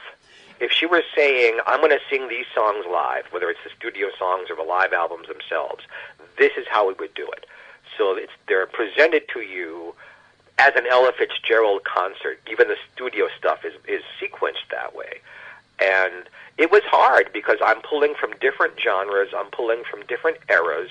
Her voice quality changes, the musicality changes. But I believe if you sit down and play these CDs and have yourself a nice cup of coffee or a nice glass of wine and want to really sit back and relax and enjoy, you'll have a wonderful experience of like listening to an Ella Fitzgerald concert. And by the way, the CD, and you tell me if I'm wrong, Geoffrey, the CD is available separately directly at ultimatesymbol.com. So if you happen to buy the book at your local bookstore but want the CD, you can order the CD directly at ultimatesymbol.com/Ella, correct? That is correct. We are very grateful to Universal Music for that. And I must say that I'm also very grateful to Mies Hora, who is the publisher, the man behind Ultimate Symbol, because not only is he the publisher, but he took a personal interest in this book, and it is he who designed. Ed, you've not maybe seen the final product yet, but these brilliant photos and the way he put the book together, it is so visually exciting, and his contribution to making this book be itself exciting, I'm very, very grateful to him. Mies Hora is also the man who put together Loretta Swit's book last year, Sweetheart. And Loretta and I are going to be doing some appearances together, so that's also very exciting for me. Yeah, this is one of the... I don't say this often, Geoffrey, because I am a radio guy, but this is one of the few times I wish I was a video guy, because this book is so gorgeous. This book is so gorgeous. I mean, you want to hold it up to the camera just to give people an idea, because you start off with, I mean, before you dive into the actual nitty-gritty of the biography, there's like a 70-page photo album of Ella from all aspects of her career with biographical notes. So you almost get like a video in book form before you before you dive into the actual story. I've never seen any book put together quite like that. It's very cool. Ed, I have to tell you that I have never seen anything like this. It's like having a fine meal, or the hors d'oeuvre or the appetizer before the main course. It entices you, it gets you ready, it whets your appetite. It is brilliantly put together. Now, the photographs came from me, but the way Mr. Hora put them together and the way he graphically presents them is brilliant. And it is part of the charm of the book, and it is, for any Ella fan, by the time you've finished looking through that, now that's just up front. There are photos all through the book. That is correct. Also adds to your appetite. Ooh, he's talking about this. Look at that. That's the picture from that. I'll give you one fast picture story. I was talking with a man who knew Ella very well. And he talks about, and I tell the story in the book, that he had a meeting with her at an airport and discussed the George and Ira Gershwin songbook. And he said, I'll never forget it. She was wearing this leopard skin outfit with a hat and a coat and boots. And I said, I have the photograph of her arriving at the airport 5 minutes before you had the conversation. And the photograph is in the book. It's that intimate. It's that close. We were able to match stories to photographs happening at that moment. This was a very difficult but happy process for us. And it just makes the book so much better. Ella, a biography of the legendary Ella Fitzgerald, is available in hardcover through ultimatesymbol.com. The book includes 275 photographs, many of which are in color, plus a complete discography, videography, and a whole lot more. To order the book, go to ultimatesymbol.com/Ella, ultimatesymbol.com/Ella. And as we said before, if you go to ultimatesymbol.com/Ella and you really love the music of Ella, you really want to get the deluxe edition of Geoffrey's book. The deluxe edition includes a 2-CD set with more than 40 tracks of Ella in her prime, all personally selected by Geoffrey Mark himself from all 4 of Ella's major recording labels, Decca, Verve, Capitol, and Pablo. The CD set is exclusive to the book and can only be purchased directly at ultimatesymbol.com/Ella. And as we mentioned before, proceeds from the sale of the deluxe edition, the book and the CD set, will benefit the Ella Fitzgerald Charitable Foundation. Let's see. And before I forget, may I remind our friends out there that I'm going to be appearing all over the country doing benefits on behalf of Ella Fitzgerald's Charitable Foundation. I'll be singing to her original arrangements in Palm Springs, Los Angeles, New York, Baltimore, Washington, and other cities as we add more cities to our list. But for those who want to get more information about the book or where I'll be appearing and doing book signings, I'm on Facebook at Geoffrey Mark, GeoffreyMark. If you friend me on Facebook, everything will be there, and you can find me, and I can sign books for you and sing for you and tell some wonderful stories. Are you on Twitter? I am. Okay. You can follow Geoffrey Mark on Twitter, I assume at Geoffrey Mark. Yes. And you can also go to the media appearances page at geoffreymark.com. And actually, if you just send folks, if you just go to my Facebook page, it's the easiest thing to do. Okay. Just friend me on Facebook, and I got plenty of room for you. Okay. So I sound like Ed McMahon now. Everything you'll ever want to know about my touring and signing books. I love meeting the fans. I got a wonderful letter from a fan years and years ago who loved Ella and saw my name on CDs that had come out where I had done the album notes for her. And he was a young student in Canada and wrote me a letter in French.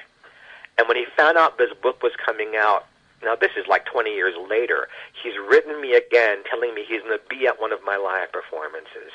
The wonderful things Ella Fitzgerald has brought my life is one of the reasons why I'm working so hard to bring you hers. We'll continue our conversation with Geoffrey after this quick time out here on TV Confidential. Story Salon is Los Angeles' longest-running storytelling venue. We have live shows every Wednesday in Studio City, as well as solo shows, podcasts, CDs, and several books. Los Angeles Daily News calls Story Salon Gemstones of Narrative, something new, funny, astonishing. Sunset Magazine says tales tall, tragic, and tantalizing. All of this makes Story Salon one of the most eclectic entertainment experiences available. You can learn more about us by going to our Facebook page or by visiting our website at www.storysalon.com. Ed Robertson here to tell you how you can get a free first ride with Uber, the mobile app that connects you with the ride at the touch of a button in just a matter of minutes.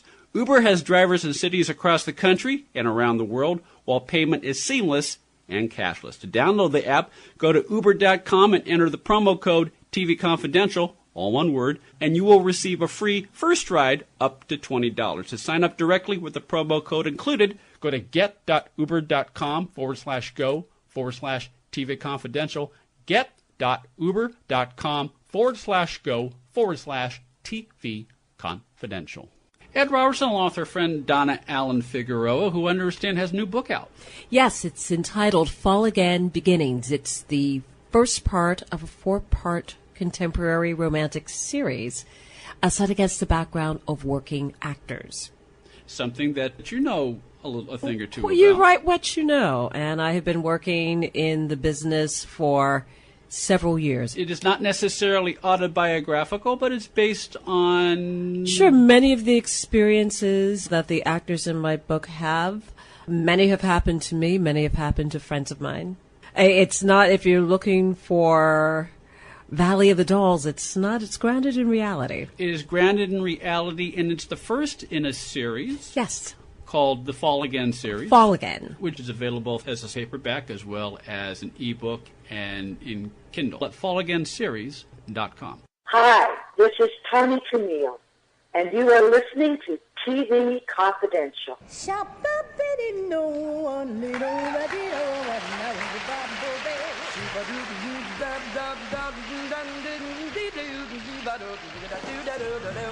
Ed Roberts with a reminder that the next edition of TV Confidential will premiere next week on this station at the usual time. We will play part 2 of our conversation with actor, director, screenwriter, and author Lou Antonio. We hope you'll join us for that. In the meantime, our guest this hour is Geoffrey Mark. Geoffrey Mark, Emmy Award-winning and Grammy Award-nominated writer, producer, performer, author, and show business raconteur. Geoffrey's latest book, Ella, a biography of the legendary Ella Fitzgerald Centennial Birthday Edition, is available in hardcover through ultimatesymbol.com/Ella, ultimatesymbol.com/Ella. We mentioned a little bit about social media, and we mentioned some of her many appearances on television. One of the fun things about YouTube is someone posted the appearance. I mean, Ella was a fixture at the Grammy Awards. She won 13 Grammys. She was the first to win Grammys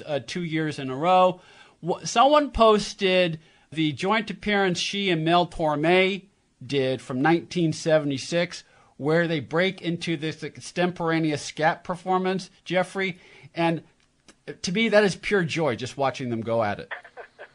Ella loved Mel's work, and Mel made no bones about that he based his scat style on Ella's. I mean, he really was kind of a male Ella Fitzgerald in how he approached jazz singing, and their voices had similar qualities to it. And I've written album notes for some of Mel's CDs too, and I know his children.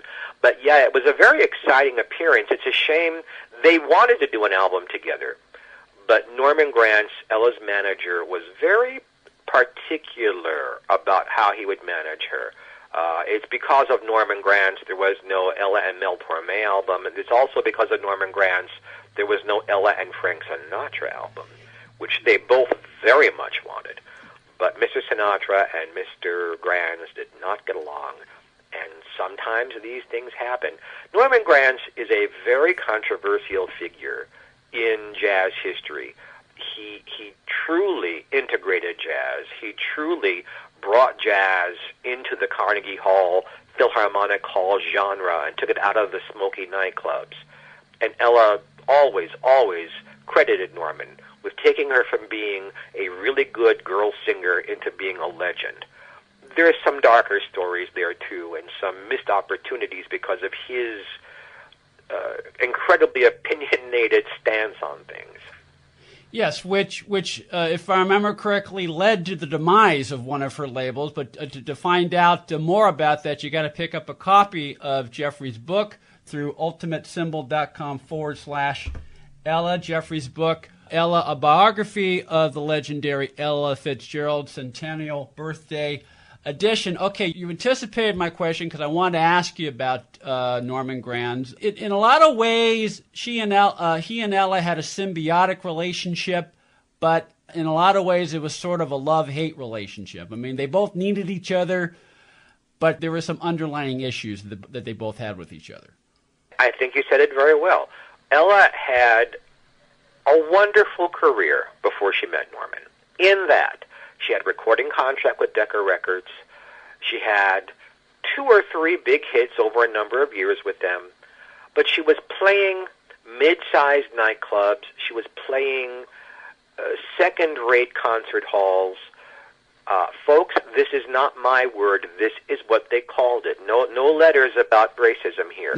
She played the Chitlin Circuit. Yeah. That's what black folks called it, Chitlin Circuit. She played the circuit of theaters that were for African Americans only. And that's wonderful. And she loved playing for people of her own background, but she loved playing for people of all backgrounds. Yeah. I don't think Ella had a racist bone in her body. She embraced everybody. It was Norman who took her from the second-rate places and put her into the first-rate places. It was Norman who opened her up so that the audiences were of every kind of background, every kind of religion, race. You go to an Ella Fitzgerald concert, it was a melting pot of people. And it was he who then wrestled her away from Decca Records and started Verve Records and allowed her to sing the better quality songs with better arrangements. But he made her sing things she didn't want to sing. He wouldn't allow her to sing things she really wanted to sing.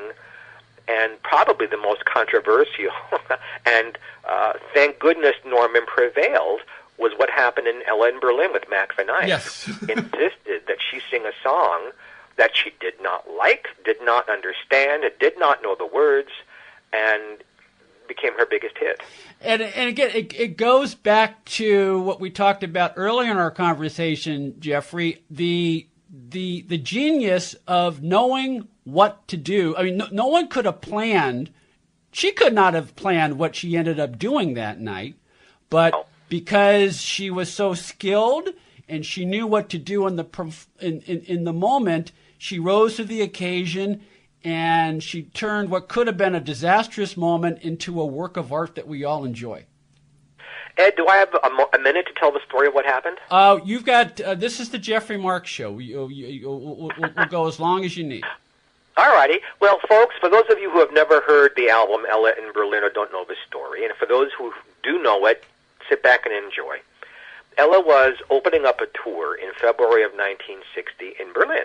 She played Europe and Japan and South America very, very, very often. She was as famous, if not more famous, over there than she was here in the United States.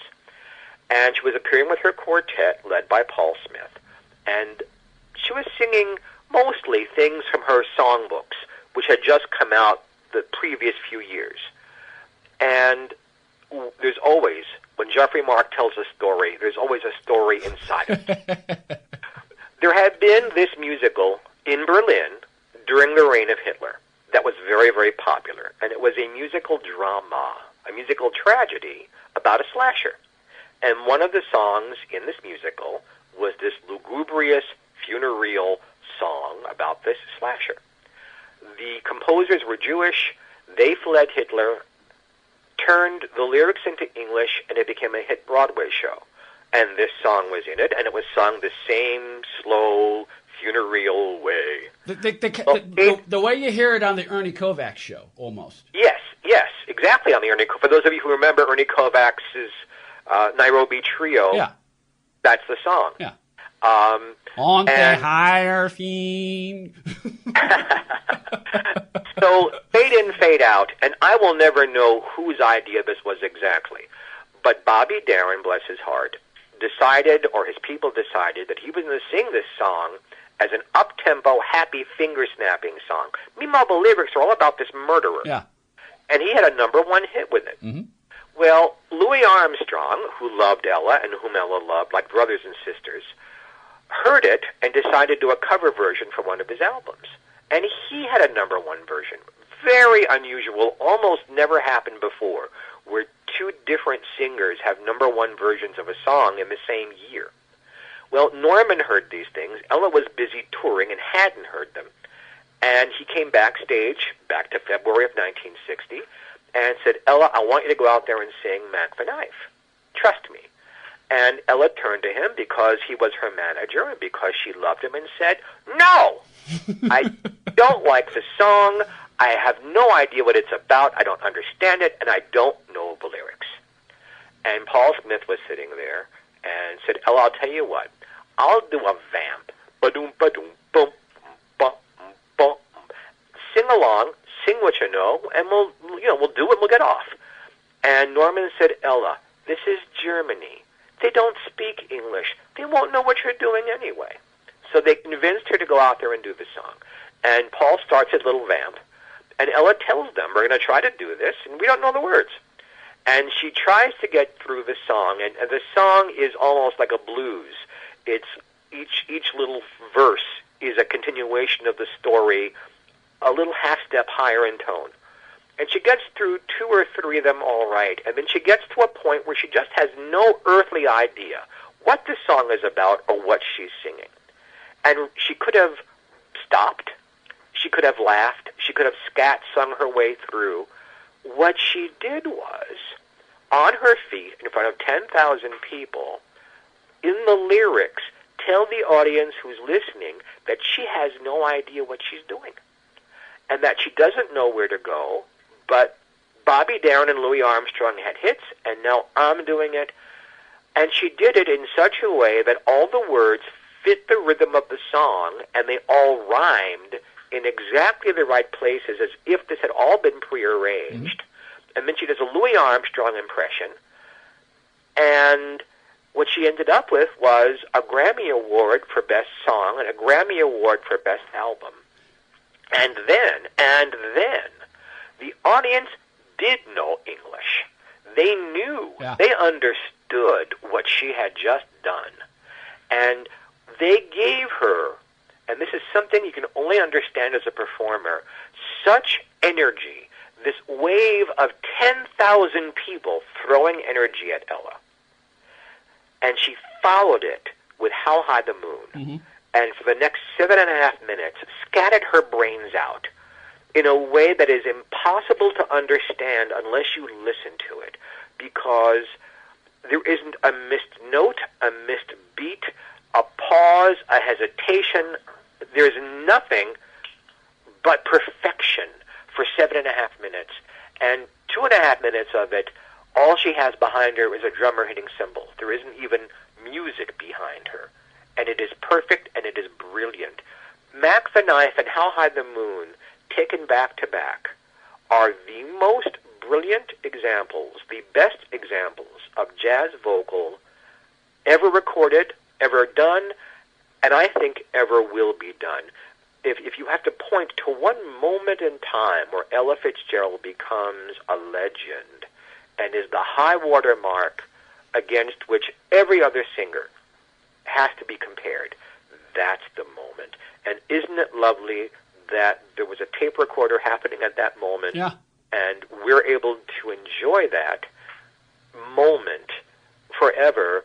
And of course, I have both of those on the CD that's in the deluxe version, just back to back, just like it's on the album, because you can't listen to one without the other. The two together, I defy any of our friends out there to listen to these two things and not just be completely blown away. We're talking to Geoffrey Mark, author of Ella, a biography of the legendary Ella Fitzgerald Centennial Birthday Edition, a comprehensive biography and discography of the First Lady of Song. We will continue our conversation with Geoffrey on next week's edition of TV Confidential. Among other things, we will talk about Ella's numerous appearances on television all over the world, her ability to sing just about any song, no matter what genre, and still make it sound like her own, and how she first learned what it meant to be a star with the help of Marilyn Monroe. That is coming up next week on TV Confidential. In the meantime, a reminder that the deluxe edition of Ella, a biography of the legendary Ella Fitzgerald, is available exclusively through ultimatesymbol.com/Ella. The deluxe edition includes a 2-CD set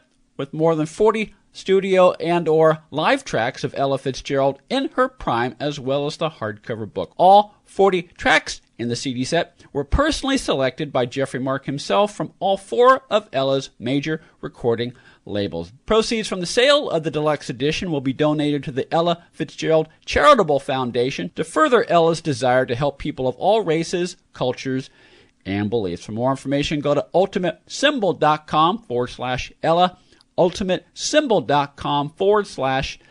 Ella. For more information on Geoffrey Mark, go to facebook.com/Mr.